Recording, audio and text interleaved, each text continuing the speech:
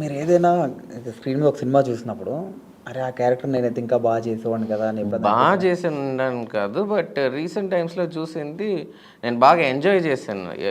ఇలాంటి స్క్రిప్ట్ అయితే బాగున్నా అనిపించింది. 'నాని' గారిది 'జెర్సీ', ఓకే. 'జెర్సీ'. దాని తర్వాత 'నాగ చైతన్య' 'మజిలీ' ఒకటి.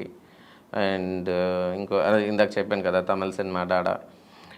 లవ్ స్టోరీస్ అయినా యూనిక్ కాన్సెప్ట్ అండ్ స్క్రిప్ట్‌గా ఉన్నాయి. నాకు చాలా యాస్ ఎన్ ఆడియన్స్ నేను బాగా ఎంజాయ్ చేశాను. సో, ఇలాంటి స్క్రిప్ట్ చేస్తే బాగుండని అనిపించింది.